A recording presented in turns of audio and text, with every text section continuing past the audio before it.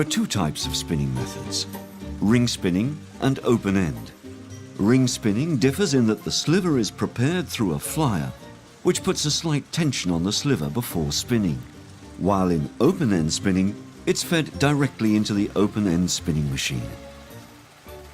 This factory only uses the ring spin method, a technique developed more than 100 years ago.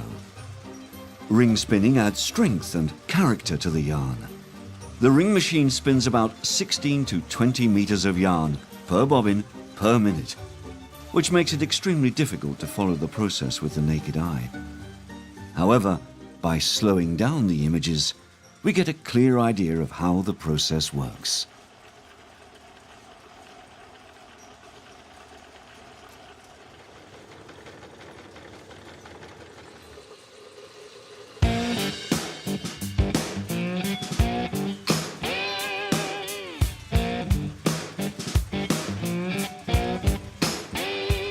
Ring spinning fell briefly out of favor during the 70s, with the advent of a new method called open-end spinning, as Mr. Candiani explains. The advantage of open-end production is that the process was much shorter,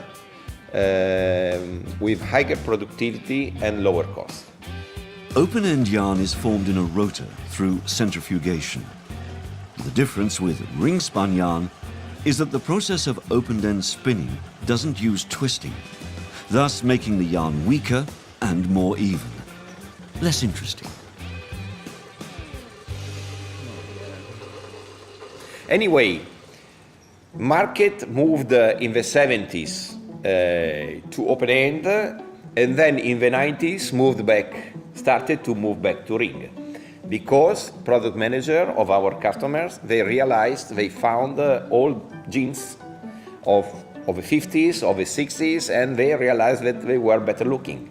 And so when we installed the new ring frames, it was not easy because in the 50s, in the 60s, the machines were old, so maybe people wanted to make perfect yarns, but they were not able to do it.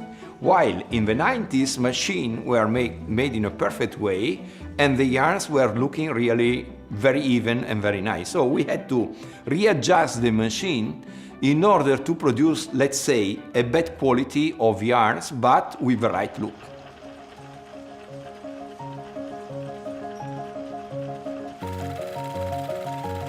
In the past, the drawback of ring-spun yarn was that the threads were simply tied together with a knot, which led to weaving faults in the cloth. Now, with this ingenious machine in today's factory, this problem has been solved. The thread ends are glued together under pressure by adding a little water. The machine also monitors the moment when the bobbin reaches the end and needs to be glued to the next bobbin. And if the yarn breaks, a metal arm picks it up and glues it back.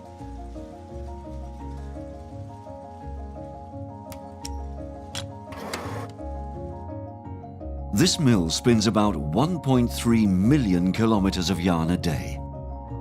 That's enough to go around the Earth 32 times.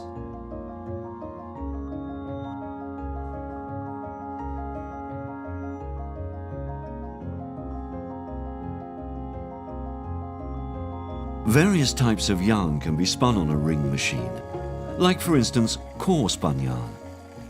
With this method, an elastic thread is injected into the core of the cotton yarn.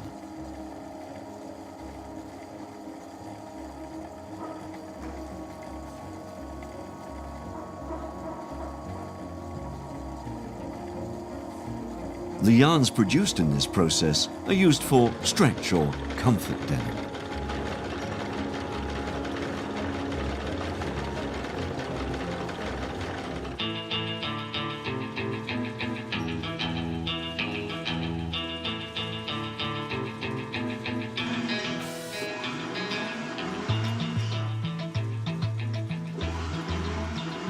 When the cotton yarns are ready for dyeing, they are first wound onto a beam.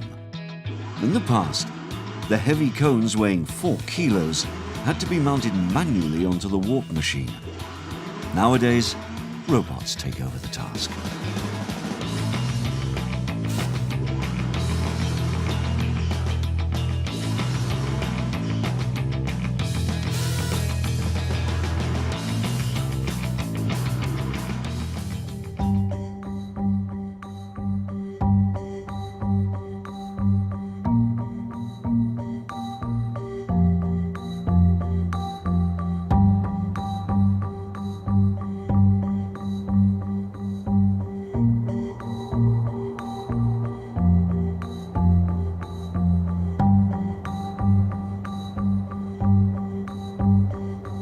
Cones are fed automatically into the machine. Single strands of cotton yarn from the cones are then wound onto an enormous beam. A beam can hold an average of 4,500 yarns, arranged alongside one another.